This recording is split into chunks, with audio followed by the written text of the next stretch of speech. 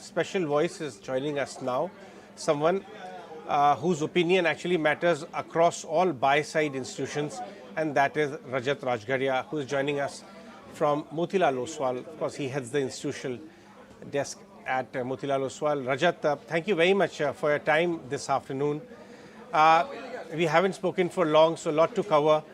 Talk to us about what kind of conversations are you having right now across your clients among large institutions. The flows seem to be suggesting that buying is very good.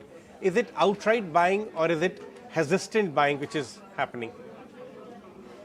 Hi Ajay, good to hear from you and wish you and everyone at ET Now great celebration and congratulations for the 14th year.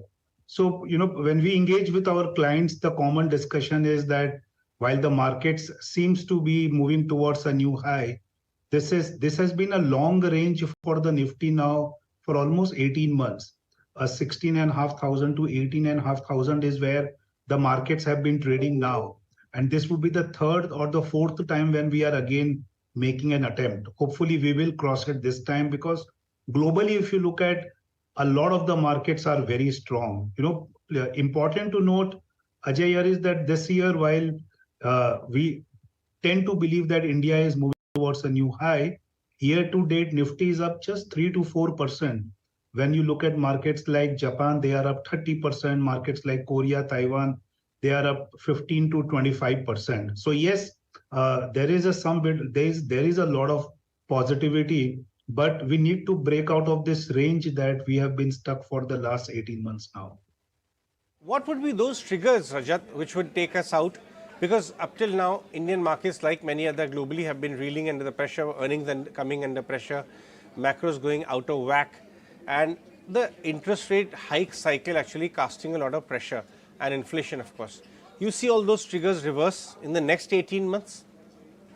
Well, I don't think that rates are going to reverse anytime soon, but I think there's a consensus that they have peaked out right now. That is one. But I think we are in that very sweet spot right now where, again, suddenly you have both the offshore and the domestic investors both being buyers at the same time. Generally, we always believe that the domestic investors buying always provides a big support to the market.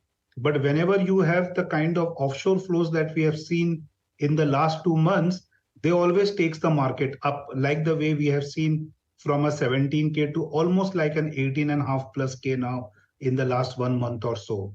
I think the most important parameter for us in the very, very short term is how this monsoon is going to pan out. Because whatever weather forecasting agencies globally have been talking about, and considering that at least in the near term, the sensitivity is high. So people are going to see how monsoons are going to pan out. And second, if globally markets will keep making high, then the kind of money flow that we are seeing from offshore will also help our markets break out of this range. Rajat, I want to understand the relationship and also the cause and effect.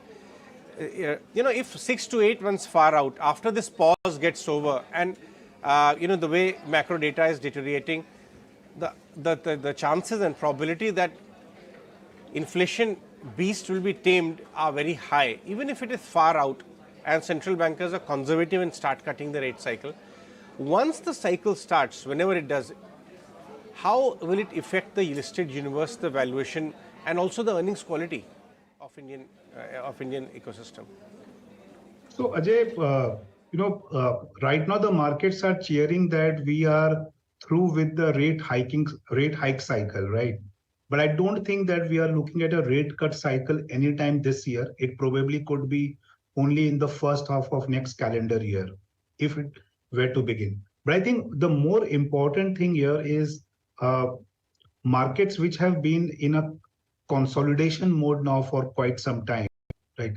They have taken comfort from the fact that at least rates are not going to be raised anymore, right?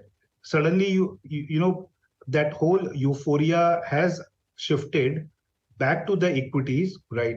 And even if rates were to remain at the elevated level for the next 2 to 3 quarters, right?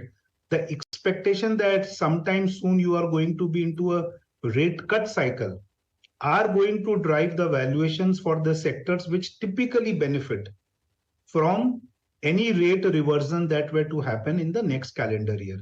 So that's why if you look at this market, a financials or an auto or many of the domestic cyclicals, they are the one who are leading these markets higher versus some of the global names like an IT or others, which are still not participating in the overall up move in the last few months. What are your thoughts on broader markets? I mean, for example, even mid cap may have made a back to a new high, but small cap index is still 15% away. How do you see these pockets in terms of valuations versus froth? So I think, Ajay, we are going to see a lot more excitement in the broader markets, right? Because we are still into that phase where many sectors are now getting well represented in the markets, either through listings or you are at least seeing the small and the mid cap. I'm not just talking about from the market cap point of view. I'm talking from the business opportunity point of view. Look at some of the structural themes which are emerging. Post-COVID, hospitals has started becoming an allocation sector rather than just a one-stock sector now. You have QSR, you have EMS, many of these contract manufacturing companies. A lot of these companies, people believe, have a runway of growth for the next 5-10 years. And whenever you have structural stories coming out, in the initial part of the move, valuations will always look high. But if your growth were to play out well over a 5-10 year period, you will still compound very well into each of these names. So these becomes the more longer term theories, longer term stories, right? And then you have sectors which after some kind of you can say an adverse environment are making a big recovery. I would think autos, NBFCs probably fall in that bucket where their outlook because of the macros becoming more favorable looks very promising when you were to look at investing from the next couple of years point of view. When you say NBFCs, which part do you think? Microfinance companies, or is it digital data backed kind of companies, or is it the traditional housing finance? What do you term as more attractive right now within NBFCs? Look, within NBFCs, I think the two space where we are a lot more constructive today. First is, of course, the auto NBFCs, right? Because as I mentioned, that autos and NBFCs are the two sectors which are recovering well. And within NBFCs, the one who are focusing on autos will tend to do well. And I think the two other segments in NBFCs, one is one who have cracked the code of this entire SME lending without compromising much on the credit quality. And microfinance, I think just because they have taken the bulk of the pain till just a quarter back. So you will suddenly start seeing the cycle reversion happening from very high credit cost. They may get into a phase in another couple of quarters where the credit cost can just collapse for them. So that will at least make cyclicality wise the numbers and the ROEs look very high. Outstanding. Rajat, so nice to be chatting with you. Thank you so much for your time. I'll definitely come down and have a longer chat with you over a coffee. So much to learn from you, like always. Thanks a lot for your support over the years. Have a good time. Thank you.